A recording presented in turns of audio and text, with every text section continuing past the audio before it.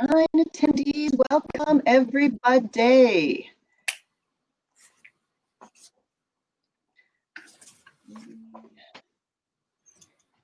Lauren, yeah, you're back. Oh, hello. Oh, I've been granted. Jeremiah, I think you've sent your weather our way. We have a very wet morning here. Hi, Jared. The next 2 days too. Yeah. Well, and it's funny because we don't normally have bad weather. And for Canada Day, and we're not having Canada Day this year, and it's supposed to rain, so it's kind of funny. Hello, Florin. Hello, Cody, Aiden, Tyler, Jarrett. Very cool. Yay. Okay, I'm allowing everybody their access for those. Oh, yay! Jared is in Edmonton. Awesome. Yes. Yeah, it is raining lots. There's our, yes. Go Edmonton. See out my window. Yeah. There we go. Just rainy River Valley. Also some intense rain in Richmond. Yeah, I'm sure. All right. Well, everybody who has access to a webcam or whatever, you've been enabled, should you choose to utilize that. Raining in Moose Jaw. All right. It's raining everywhere, it seems. Maybe, no, I'm not even going to say it. Never mind. I was going to make a. Yes, we do need it. Yeah. Hot and humid in Pembroke. Not looking forward to the mosquitoes that come along with it because they've already been horrendous this year. Well, and what's interesting is there's not been as many dragonflies. Usually as soon as that first kind of batch of mosquitoes comes, the dragonflies come, and there haven't been. I've seen like 2 or 3 only. So lots of butterflies this year. Pardon? I've seen lots of butterflies this year. Yeah. We put our bee hotel up. I don't know if anybody's moved in.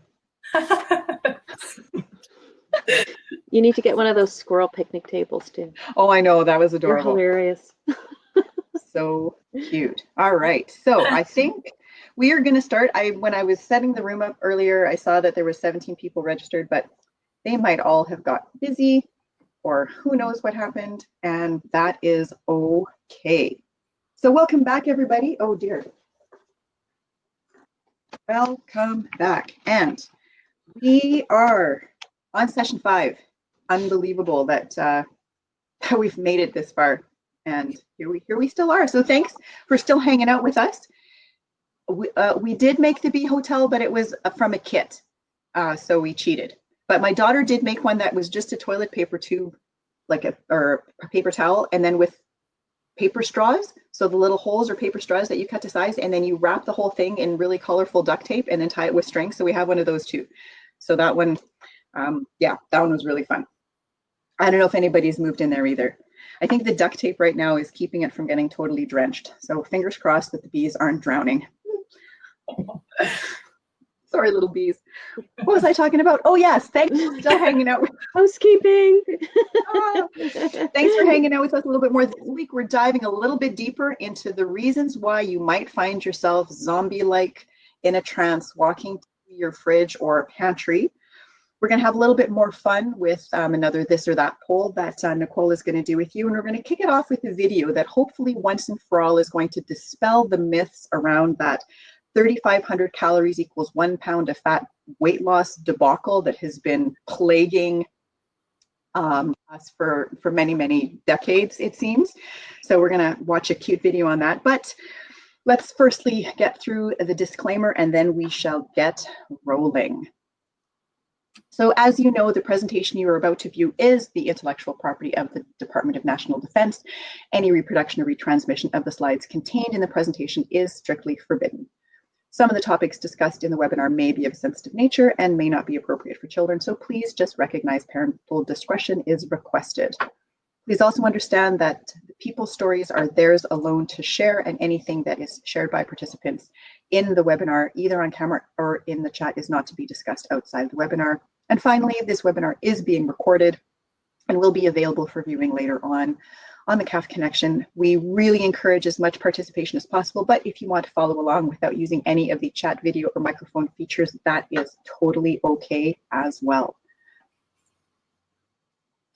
So we'll see who we got online today. We've got lots of geographical representation, which is awesome. I think that that's probably my favorite thing about these, is that we don't get to just talk to folks in our own place anymore, that we get to interact with people all over the country. And I think that that's probably my favorite thing. So thanks everybody for answering. And here we go. So ladies, just before we move on, I'm getting a message on my computer that says lost connection. So if you lose me, keep going, I will rejoin. But for some reason, I'm still here. So. Okay.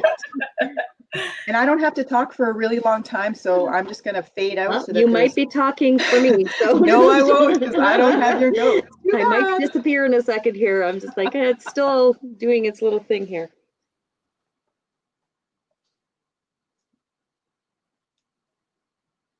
I don't think I can forward, guys, because of what's going on. Nothing is working, so you're going to have to be the forwarder. I can do it. Or Carissa. Are you seeing that it's forwarded? Carissa, It's can on you review. forward us, please? Yeah. Just hit refresh, Heather. Oh, Yeah, just hit is refresh. it forward? I'm not seeing it forwarded. If you refresh your screen, it might all work better.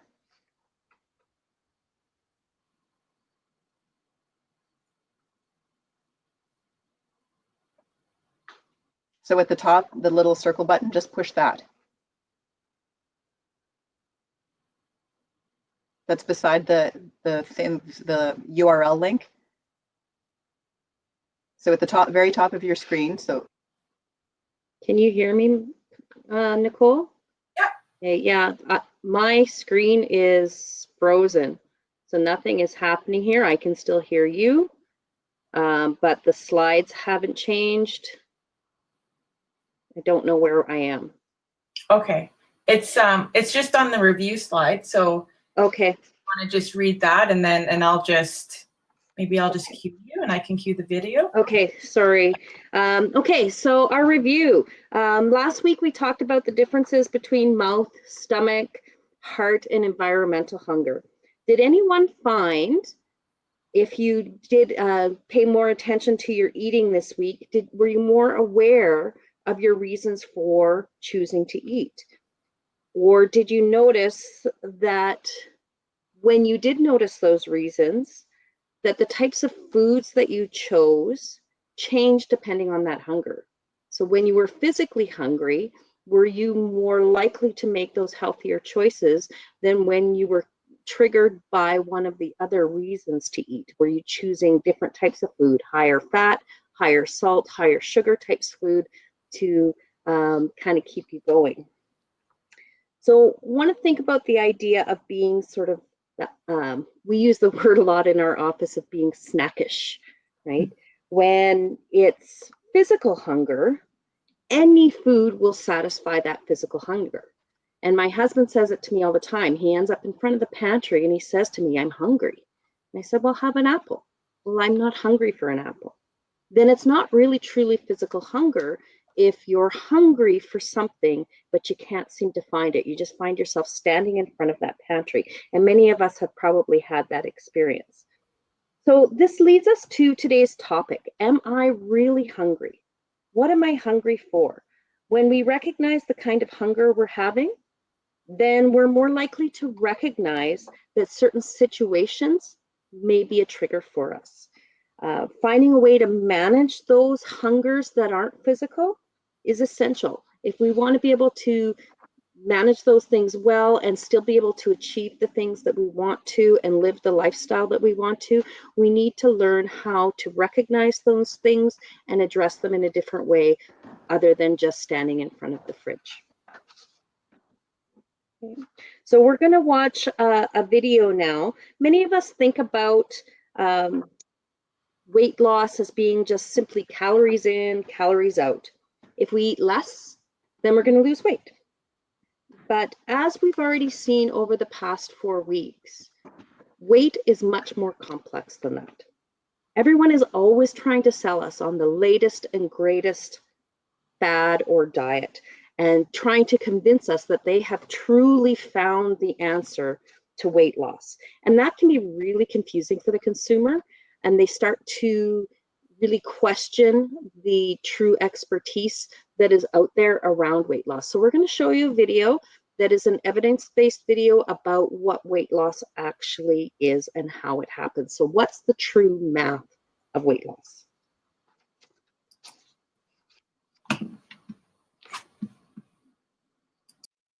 Okay, so imagine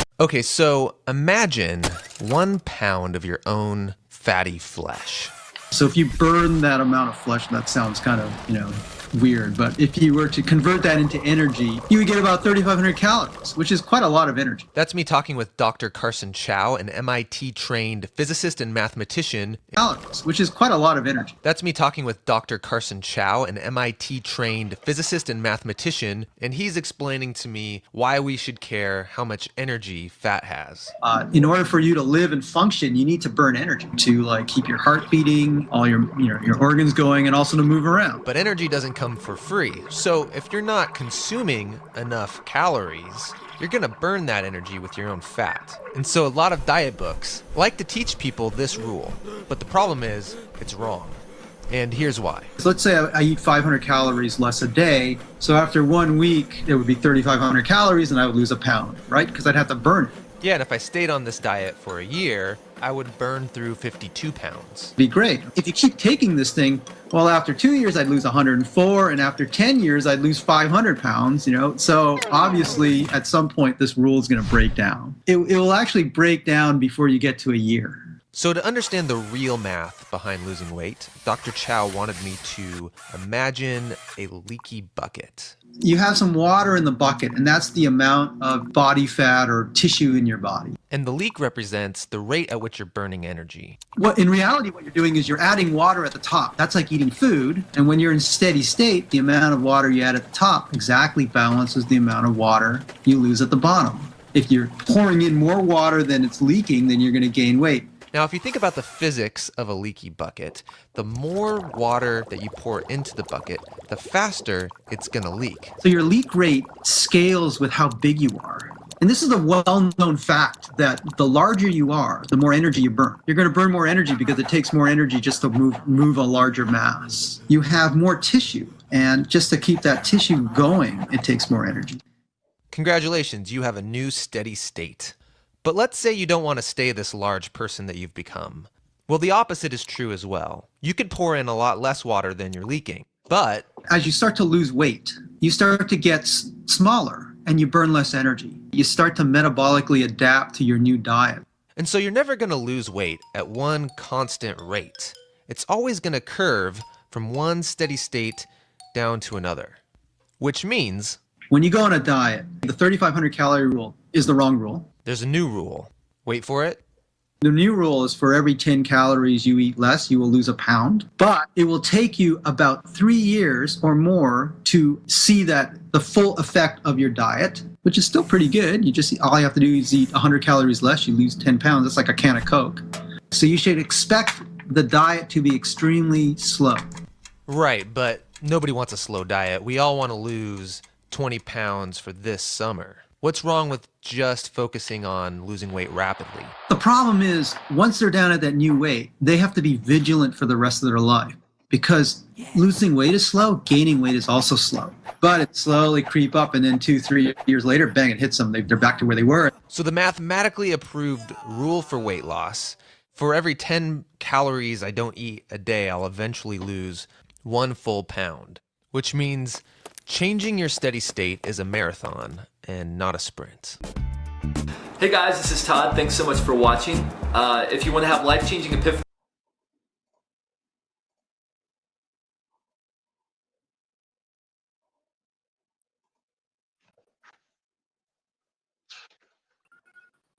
All right. So you may recognize this slide, back to our this or that poll. So again, we want you to not only just choose the scenario or the choice, but think about what's behind that choice. What are the things that are influencing you to go a certain way? So the first one is, would you prefer to go to the mountains, or would you prefer to go to a nice sandy beach somewhere? And I have to say both look really nice to me right now. Oh, we have a lot of mountain people. That's awesome. So you might choose one over the other based on budget. Maybe proximity, if you live close to the mountain, is going to be easier for you to go.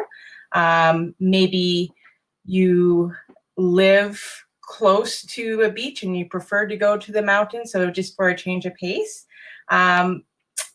Or it could be the activities that you would do in either or. So with the mountains, we might be thinking we want to go camping or hiking or mountain climbing or canoeing. Or if we prefer that beach, maybe we just want to relax with a book or go snorkeling or surfing or paddleboarding or something like that. And also the time of year could influence it. In the dead of winter, I'm probably going to be more inclined to go to the beach, whereas in the summer, either or could go. So it looks like we have a lot of mountains. So for the next one, would you prefer the salty snack or the sweet snack? What is your go-to? Oh, 100% salty. Okay, we have some sweet now, but mostly salty. All right. So again, this could depend on the activity that you're doing. If you're watching a movie, you might go for that salty snack, having some popcorn or some chips. It could depend on the time of day. Maybe it's right after work, so you might be more inclined to have something at that time. If it's the weekend, or maybe when it's in your car, what kinds of things you might have on hand there, or at your desk or at work if there's a candy dish. Or you might just have a consistent go-to that maybe it's always going to be that salty snack, and that's what you prefer. And for the last one, now this isn't which is better or worse, but which would you be more inclined to do? What gets you more excited to go out and do a workout? Is it the cardio workout or is it the strength training? Oh, and we're seeing pretty even between the two. They're all running up the mountain. Yeah. So if you've been participating in Heather's Fit to Move webinar series, you know that we need both, right? We need both to minimize the risk of injury, and we need both to be more consistent with improving our performance. But there's going to be maybe one that, you just moan inwardly thinking I just don't want to do this workout today because I hate, maybe it's strength training or either or. But then you have one that's going to, excite you and want you to get out the door. And it could really depend on the day, right? Maybe if it's a beautiful day and you want to get out and hit the pavement and go for a bike ride, then you're going to be more inclined to do that. So there's going to be lots of things that influence the way you go, but both are important. That's me. I'm coming. We think of things like cotton candy at the fair, or for me, it's not so much cotton candy when I go to the Calgary Stampede, because as much as I have completely converted to becoming an Edmontonian, I still prefer the Calgary Stampede over whatever Edmonton's thing is anymore. Like, I don't know what it's called. I'm more about the mini donuts, but there's this association there, right? So it could be the cotton candy at the fair. It could be family get-togethers with, right, Tyler? Totally. It could be the family get-togethers where it's your great aunt Eunice's favorite apple or famous apple pie, or it might be the buffets that we used to go to back in the good old days when we were going out for a luncheon with the folks at work, because it's easy, because everybody can pick what they want, right? You don't have to sit and order, it's there. And as we talked about last week, there's always room for Jell-O. So it's not that those are just events that people participate in or experience, but for a lot of people, they're triggers that lead to making not so necessarily good decisions. Because should there always be room for Jell-O? Like at some point we should say, you know, enough's enough, I'm done now. And for some people, it's the catalyst. Everything is good, and then they see Aunt Eunice coming at them with that pie, and they're like, oh God, I don't want to have any pie, but she's going to make me eat it, and it's really good, and I don't want to hurt her feelings, and right, it's this whole big thing. So as we've come to realize, there's these complex reactions that happen, and sometimes we end up being like that puppy dog that we saw last week on the first slide, looking all hangdog and ashamed. So we have to remember that this isn't necessarily how some people can go to the Stampede and there's no issue. They don't care. Cotton candy's there. Maybe they have some, maybe they don't, whatever. But for a lot of people, it is a fact that food can be both a trigger and a coping strategy. And so we're going to take a look at how those things kind of all play into one another.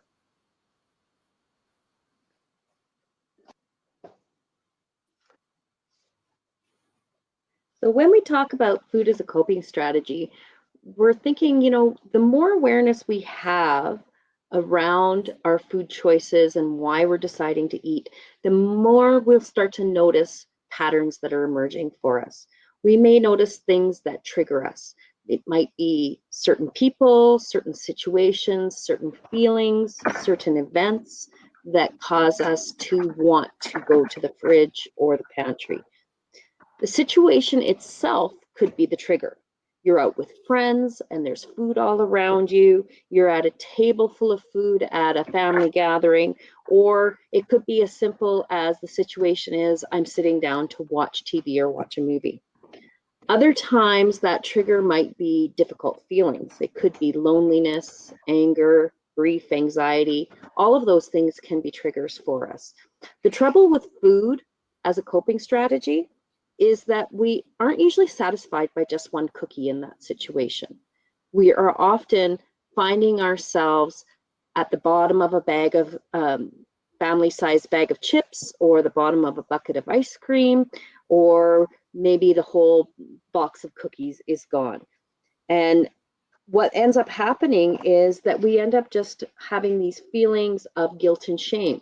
Rather than it being that single cookie that sort of lifted our spirits in that moment because we were feeling a little down or a little anxious, we find that all that ends up happening is we feel these feelings of shame and guilt surrounded by the fact that we binged on those foods.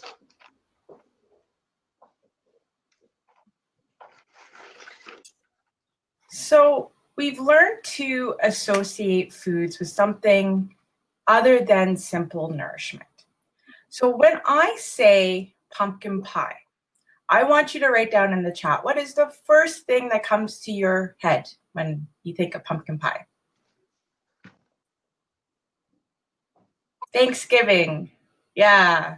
What else? Whipped cream. Whipped cream. Jack-o'-lantern. Okay. Jack-o'-lantern. So yeah, Halloween ice cream, a bunch.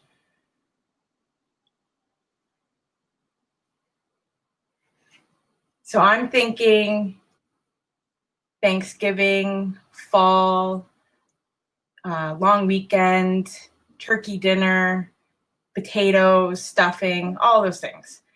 And thinking about this, it's no longer about the pie, right? It's about all the things that we associate with the pie or have learned to associate with the pie.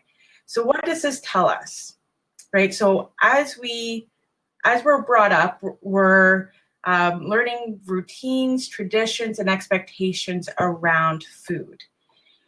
And some of these learnings become learned behaviors and habits and may become problematic later in life. So not to say that associating pumpkin pie with Thanksgiving is problematic. There's nothing wrong with that. But maybe associating ice cream with feeling sad, yeah, that could become problematic. So when two things are paired together repeatedly, we learn to associate one with the other. So like movies and popcorn, not really a big deal. That's not necessarily problematic unless we're again, maybe losing track of how much popcorn we're eating, and it becomes this mindless habit. Anxiety and cookies. Yeah, that would be something that we might need to take a look at, and could become is problematic. So looking at the list that we have here, I have trouble with my eating when I'm, take a look and see if there's any that stick out for you, right? Is there something that you can relate with, that you know that, yes, when I'm in this situation, it is more challenging. I do get triggered and I do go and eat something that maybe is off track. I fall off the wagon and it's not with my best intentions for staying on track with my healthy diet. I make less healthy choices at that time.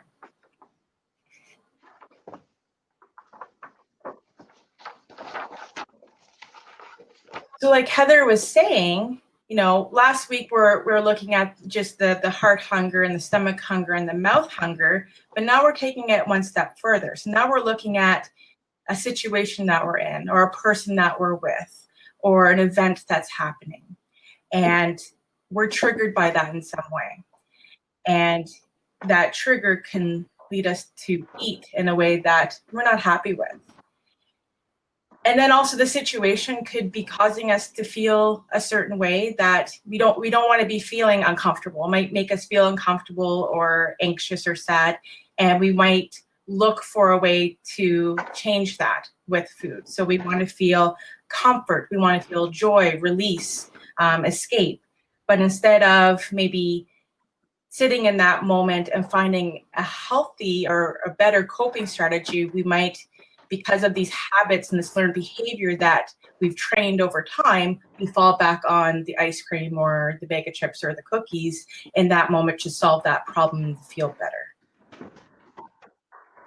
So to give you an example, let's say I come home from work, and in this case, I'm already home, so I'm moving to my kitchen now to make supper. And let's say that I didn't really eat a great lunch that day. And so I'm already kind of hungry. And let's say that I had a frustrating day and things aren't really going right. And now I have to start supper. So as I'm starting supper, I'm also looking for something specific. I'm looking for something sweet. So I'm frustrated, I'm snacky, and now I open up the pantry and I see a bag of cookies. So as I'm browning my hamburger meat and getting supper ready, I'm eating these cookies, and in that moment, I'm solving my problem, but I'm not. So I'm going to ask you a few questions. Am I truly enjoying those cookies in that moment? No, I'm not, right? It's just that mindless, something to do. It's solving my problem in that moment. What's driving this choice? Why am I choosing cookies? Why aren't I choosing to have a healthy snack? It's easy? Yeah, it's easy.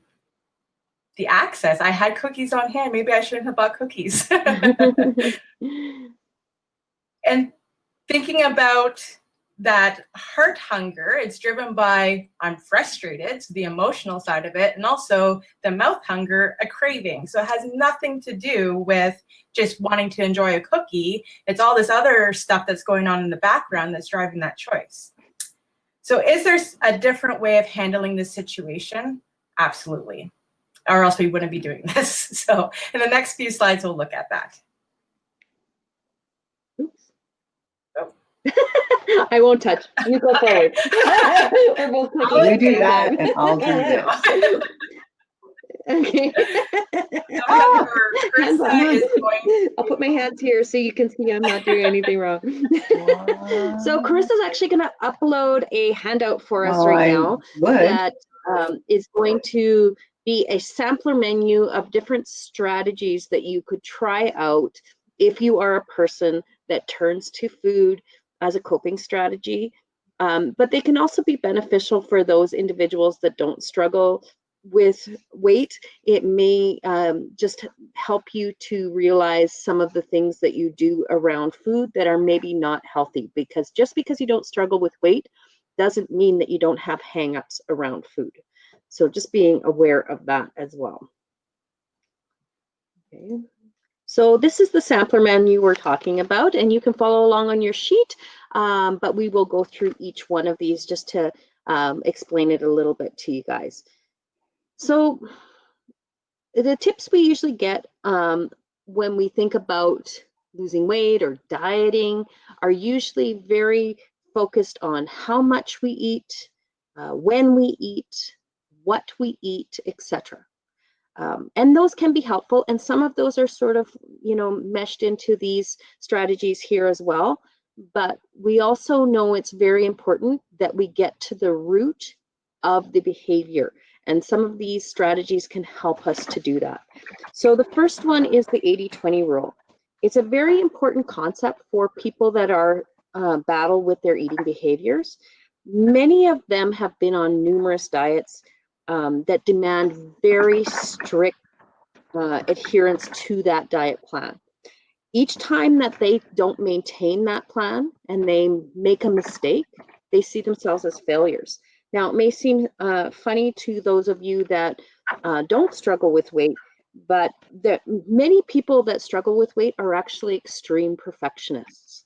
So they have very high expectations of themselves in all aspects of their life, and their thinking becomes very rigid.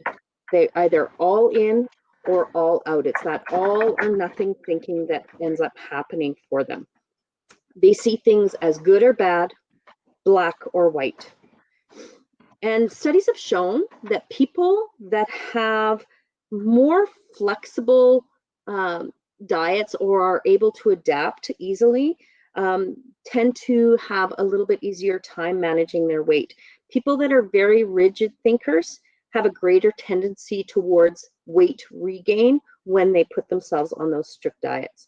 So they see the smallest slip in their diets as complete failure, and they just toss in the towel. They often become yo-yo dieters, and they see their weight going up and down throughout life. And they might see those moments where they lost that weight as big successes in their life, but actually the evidence shows us that people that are slightly overweight and manage that throughout their lives and don't have those big ups and downs actually have better health outcomes than those people that have yo-yoed. So being 20 or 30 pounds overweight and staying that way your whole life is actually much healthier than going up and going down and going up and going down. And some of that, you know, it just comes down to that body image piece and being able to say, you know what, I'm okay with who I am. I'm healthy. My health numbers are great. I shouldn't be overly concerned because I'm managing that weight and I'm not seeing those big change in numbers. So the 80-20 rule just simply means that 80% of the time we're going to eat really well, and 20% of the time we're going to allow ourselves to enjoy those treats in life. Now, that might mean for some people having a very small piece of dessert every day after dinner, or a glass of wine, small glass of wine after dinner. For others, it might mean that they're not going to have that dessert most days of the week, and then once or twice a week, they have a large piece of dessert, or they have that big bowl of popcorn with their movie on Friday or Saturday night. So for each of us, that's going to look a little bit different, and only you really truly know yourself well enough to be able to know which is the best route for you. So the second one is thought stopping. And thought stopping is simply a technique that gets us to get out of our head and recognize what is going on, what's triggered us, what's going on in our head that's making us aim for the refrigerator or the pantry. It's a technique that's really effective in decreasing problematic types of eating patterns. Those thoughts might be pervasive thoughts about food, or they might be negative thoughts about yourself that cause unwanted feelings and turn them into, make them think about food as their coping strategy. So some psychologists will actually recommend actually saying out loud when you find yourself spiraling with negative thinking to just say, stop. Say it to yourself, stop. You may not want to say it really loudly in presence of a lot of other people because they'll think you've lost your mind a little bit, but it can be a very effective technique. And if you're out in public or you're at a buffet with friends and you find yourself going back to that table over and over again, something as simple as having an elastic band on your wrist that you just give a snap can be that reminder that shakes your head out of that moment and gets you thinking about, what do I want to be doing right now? What would I be happy with what I'm doing right now? Okay. And the last one that I'm going to talk about is the distract yourself. So this strategy has been used for years by every one of us in different situations. So we actually use this when we are having negative thoughts. We're using food to distract ourselves from the uncomfortable feelings of feeling anxious or sad or lonely. We use food to distract ourselves. So now we just need to turn it around. When we're having that thought about food and finding ourselves in front of the fridge, we need to find another way. And I can't remember who it was that made the comment in the chat there, I need to go outside. So that's a great way to distract yourself in that moment. If you find you're wanting to eat and you don't know what else to do, put on those running shoes, go out for a walk. That can be a great way to distract ourselves. It could be any number of things. I do a lot of acrylic painting and I find that really focuses my attention, and so I'm not thinking about other things that are going on in my life. So it's finding those things that can help distract you, and it might be just very short term. It might mean I'm really feeling this need to eat cookies right now. It's not what I want to do. I'm going to clean out my pantry instead. And then after you've cleaned out that pantry, if you're still feeling that hunger, then maybe it actually is a need for some kind of sustenance at the point, but maybe you're going to make a healthier choice after you've had that moment to sort of put aside the negative feelings. Okay, so what we'd like you to try is a little exercise to see if you can pull yourself out of your head for a minute. So I want everybody to take a minute to just write down the initials of 3 people that you really care about and that you feel very close to. Now, once you do that, just put your paper aside.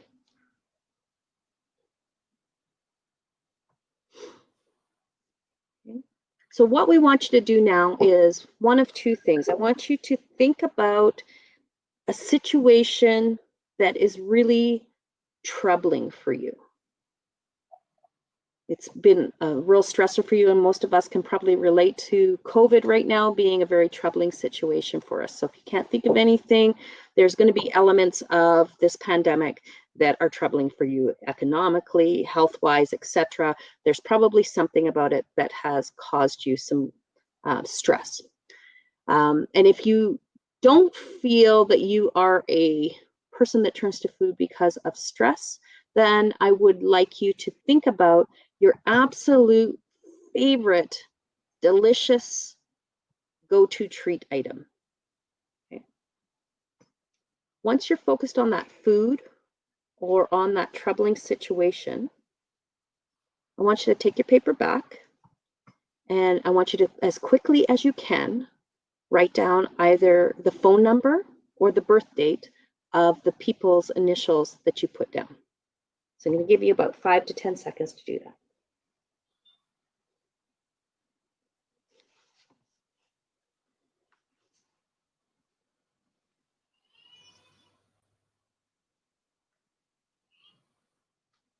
Okay, so hopefully you've been able to write them down.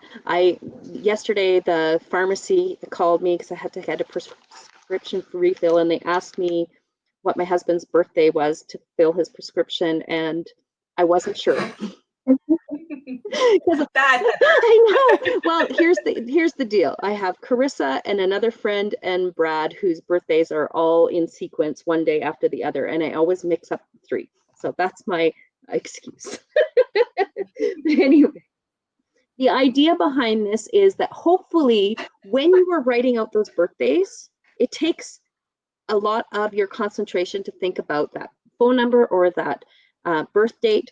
And by doing that, it distracts the mind from being able to think about the difficult situation or the delicious favorite food that you had in that moment. And it's a very quick way to just snap ourselves out of a situation that we're in and give ourselves a little moment to really think about what we would like to be doing right now that would be a better choice.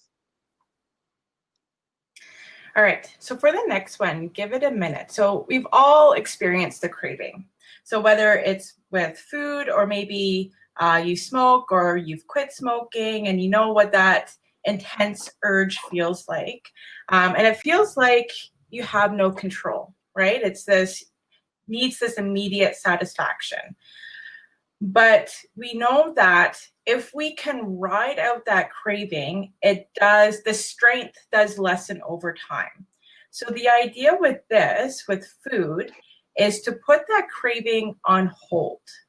So you might say you have a craving for an ice cream sandwich, and you think, okay, I'm going to give myself permission to have this, but I'm going to wait it out for 1 minute. So you might choose to set a timer and go do something else for that minute. Doesn't give you a whole lot of time.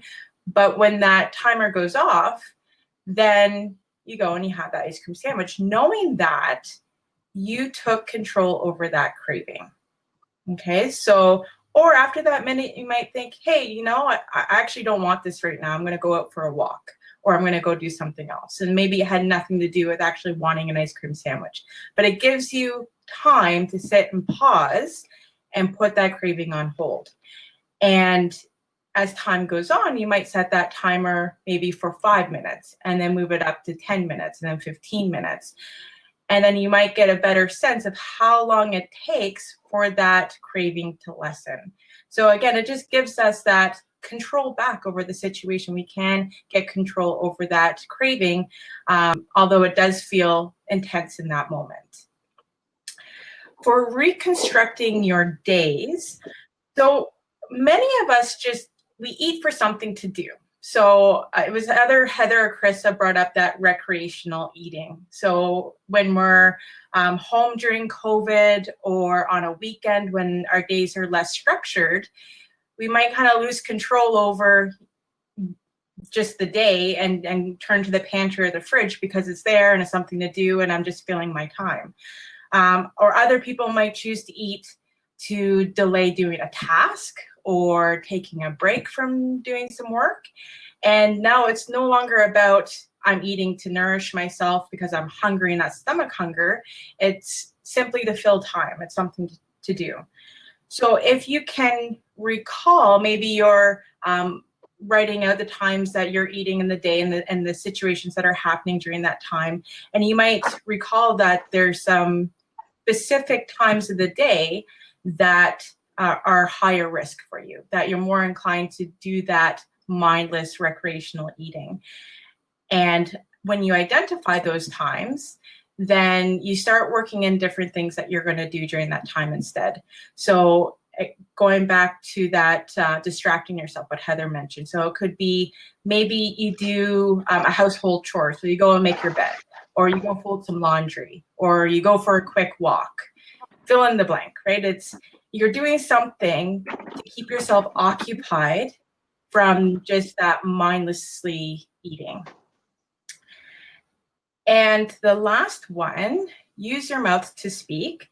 So we know that a lot of people that struggle to with their eating tend to be the pleaser type personality. So the ones that we don't want to rock the boat, we want everyone to be happy, we put others before ourselves, and as a result, suppress these emotions, suppress the frustrations and conflict or whatever that's going on, and turn to food as a way of coping with it. So this one's a little bit trickier, where it might require some communication training.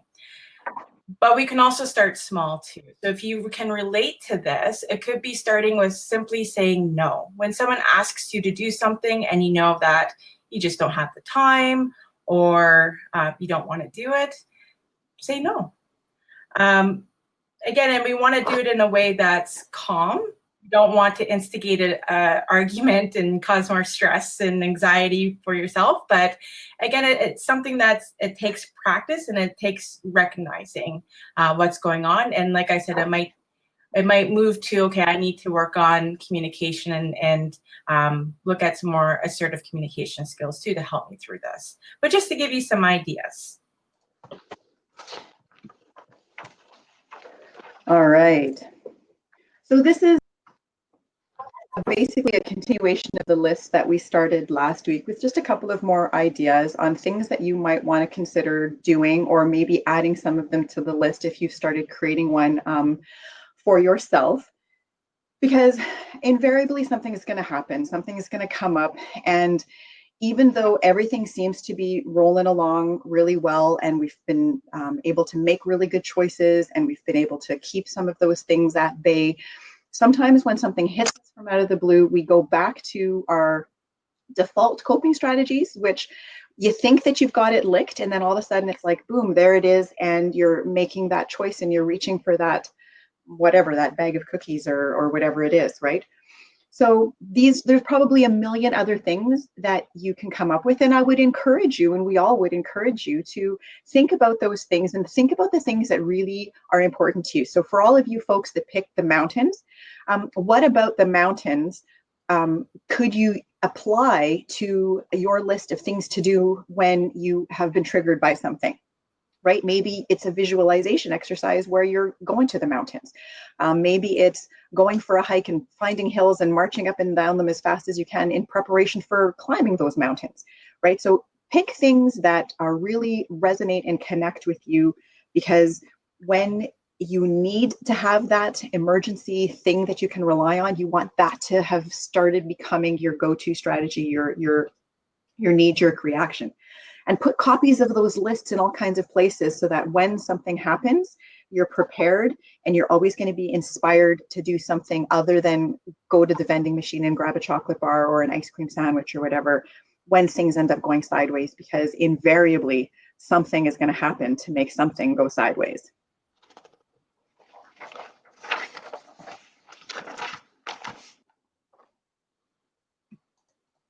Okay, so that leaves us with our homework. So this is the 10-pager that Carissa kept threatening you with, but don't worry. It's really not as daunting a task as she made it out to be. The idea of it being as long as it is opportunities to reflect throughout your week on meals or snacks that you've had, and what was the decision making that kind of went around that? What kind of hunger was it? What was going on for you? So it's just an opportunity to start to recognize some of those triggers that might be happening for you. So it's certainly not something that you need to fill in the entire thing, although if you're finding it a useful tool, then it's lots of opportunities to start to see different things that are going on. So I would recommend, when you're doing it, that you're picking times where you felt, I really made a good food choice here. I made a really healthy food choice here. And write one of those down.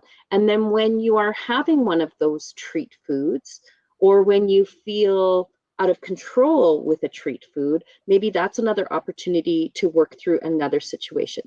And you'll also see on there, there's other reflective questions and ideas for you to write out that's going to get you starting to think more about your relationship with food. And this is a really useful tool, not just for people that struggle with weight. It's a useful tool for all of us, because even those of us that have healthy weights and feel that we have a good relationship with food, we find that those individuals have just as many hang-ups with food, although it might look very different. It might be very rigid in the way that they think, and it's these strange and quirky ways that we manage our diet, and it may point some interesting things out to you. Bearing in mind that anytime that we have a hang-up around food, or we have triggers around food, that those are all coming from a place of shame or embarrassment or guilt. And that can have very negative impacts on us, whether it's a weight issue that occurs for us as a result of that guilt, shame, or embarrassment, or whether it is impacting us from a mental health perspective because we are so rigid in our thinking around food. anything that makes you feel bad cannot be a positive strategy for you. So if you're feeling restricted and bad about the things that you're doing, that can't be positive. It's not the same as going to the gym and lifting a weight and feeling exhausted and you kind of think, oh, that makes me feel bad, because that's a challenge. That is something that when I look at what I did at the gym, even though it was exhausting and it was uncomfortable in the moment, it didn't lead me to feelings of guilt or shame. It led me to feelings of positivity and moving forward. That can't be said of the same thing when we talk about food and making choices that make us feel uncomfortable. It's interesting when we talk about people that have healthy weights and they say they don't eat cookies, they don't go to McDonald's, they don't admit to eating pizza. And that is the key, is the admit part. We get them in our nutrition classes all the time, and then they'll tell us right off the get-go, I don't eat carbs, I don't eat this, I don't eat that. But then 5 minutes later, we hear them talking about how they gorged themselves and ate an entire pizza by themselves. Or we had a guy on one of our Mountain Man briefings last year that was on keto, and he's absolutely strict and doesn't do anything wrong. But then a few minutes into the conversation was telling us how he downed 6 donuts in one sitting. So it's this real mix of ideas that are coming from people, and they don't even recognize that that is problematic eating. Whether they have a weight issue or not, those aren't particularly healthy things for us to be doing. So what we want to come back to is, Carissa had mentioned, eating that ice cream. And we're not saying that eating ice cream is bad for you by any means at all. Absolutely, we should be able to enjoy the Haagen-Dazs. And even if you want to eat it with the spoon out of the refrigerator, but it's making a conscious decision that I'm going to have this Haagen-Dazs. I am not making that decision because I'm sad, because I'm frustrated, because I'm angry. I'm making it because I've had a healthy meal, I've exercised today, I've done all these great things for me, and I want to have a treat, and it fits. It fits into where I see myself going.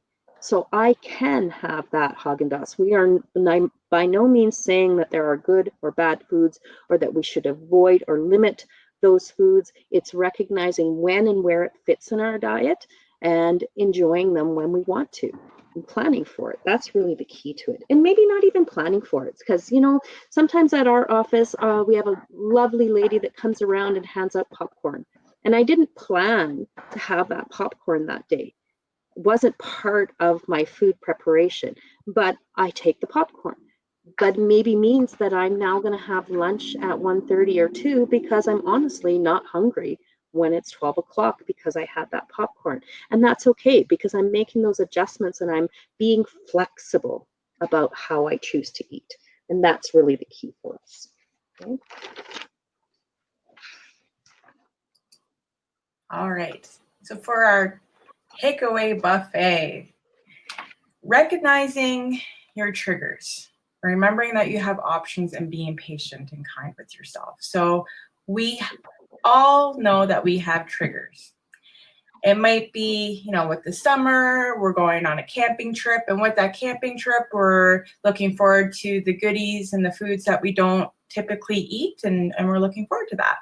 Or maybe we're going to be visiting the grandparents, and we know that Grammy always has her homemade chocolate chip raisin cookies, and you just can't resist them. They're there, they're fresh, they're there every day, so that's your go-to. And then we have those crappy days too. Maybe you're tired after your day, you check the mail, and there's a speeding ticket waiting for you in the mail, and you think, oh crap. And now, this situation is making you react in a certain way. Maybe you're reacting in a way that you lash out at someone that didn't deserve it, or maybe you're turning to the box of ice cream sandwiches that you just bought and decide that, okay, I'm going to polish this off. I'm not even going to think about it. So we need to recognize what gets your goat, and then remember that you have options. Like the slide that Carissa just showed you with all the different coping strategies and what we talked about last week, where you guys came up with all those different ways of handling that bad day or frustrating moment in a healthy way. And like Heather said, we're not categorizing food as good or bad, right? Food is food, but it's making sure we're choosing it for the right reason. You can have that piece of pie, but are you having the piece of pie because you got that speeding ticket and you're frustrated with yourself and you're angry and you're tired and, okay, I'm going to go and eat this pie to soothe myself? Or are you choosing the pie because you just want a piece of pie? You had, it's something that you prepared and you're going to enjoy it, and it has nothing to do with the emotional side of it or any of that. So being able to recognize that and know, again, start practicing those things, which brings us into the being patient and kind, which is being patient and kind with yourself. As you've heard several times over these series, change is going to take time and it doesn't happen automatically. So you start practicing those strategies, and eventually, when we talked about those habits and rituals, it becomes a habit and a ritual, and it becomes easier. But we're human and things happen, and sometimes, we might fall off the wagon, but we can recognize that and get back on track too. And maybe you catch yourself opening up the freezer and looking for that pint of ice cream, and then you stop yourself and you think, hey, no, I think I'm going to go for a walk instead. Celebrate that. That was a good choice. And we need that positive reinforcement. We need it from not only from other people around us, but we need it from ourselves too. That knowing that I've done a good job, I recognize that this wasn't what I needed to do in the situation, that I actually should go do something else. So you need to celebrate that. Oops. That is okay. All right. Really interesting chat, you guys. That was fun. I liked being in the background answering the chat. That was super fun. I think I need to do that again next week. I prefer being in the background, actually. It's safer for everybody. So again, just a reminder of the resources that are available. One of the things that has happened is that given how long we've been kind of dealing with this now, and people have actually been reaching out to some of these resources, the wait time to get your second appointment has kind of gotten a little bit longer because of that many people that are starting to reach out. So you're still going to get that immediate response from the EAP lines within that first 24 to 48 hours to get that first kind of contact and set you up and get you connected with someone. But then your next follow-up appointment is going to be a little bit longer. And to me, that's good news insofar as it means that people have been reaching out and getting help to address some things maybe that they just hadn't been doing before. The downside of that, of course, is that you need to wait a little bit longer. The other thing to keep in mind is that as bases and wings start opening up gradually, you may want to just double check with your MIRs and see what the situation is with your mental health intake and walk-ins and those kinds of things. I think walk-ins are going to be a bit of a thing of the past for a lot of folks. A lot of stuff is going to be happening by appointment only, so it's a good idea to just follow up with what's going on and what your protocols are. Make sure that you've got everything all lined up in terms of masks and all that kind of stuff. But yeah, so just recognizing again that those resources are there and people are utilizing them. So that's great news. That's always something that we really like to hear, because that makes us feel much more comfortable. And then thanks for sticking around with us. This was a long one, guys. There was lots of content. So here is your last couple of these. And so today is your, this one's going to be around for any of the future webinars that we do over the summer. But this next one, this is it. This is the last time you have to answer this question. So woot, woot. Yay. Yay. So this is it. This is the last time you need to answer this one. And there you have it. And interestingly, and I sent a note to our HPHQ folks, and I've participated in webinars now on Demio, on WebEx, on Zoom. And I have to say that I really like Demio because it's pretty. It's not as ugly to look at as some of the other ones. And I don't know, that could be just me. It's my girly girl nature coming out, but yeah, if it's not pretty, I'm not interested. Okay. I'm totally joking. Oh my gosh. Okay. So just a question: has anybody seen Gilligan's Island? Does only Heather and I remember this show? Oh, shut up, Nicole. You've never seen it? Okay, you guys, Oh, it's dear. hilarious. Okay. My My dad showed it to me. Great. Okay, now I feel really Anyway, old. that Thank just you. reminded me, the coconut cream pie reminded me of that because Gilligan was always wanting coconut cream pie. But anyway, it's good. Yay! So the dark backgrounds on some of them are, yeah. Oh, yeah. Okay. Anyway, thank you so much, you guys. We got one left, and we look forward to hopefully you guys joining us for the last one. We're excited to wrap this up with you, and sad to be wrapping it up at the same time. So anyway, I hope that you all have a great week. Stay dry. Happy Canada Day. Celebrate in some kind of way wherever you are. Just don't lose any fingers because that's not good. So yeah, take good care. Any final words, ladies? No? Okay. Not today. Thanks, Corinza. Thanks, Jeremiah. Thanks, Jared. All right, I'm going to go like this, and then if someone wants to screenshot before I shut her down. I'm going to get out of here too. Okay. Bye. Bye, everybody. Happy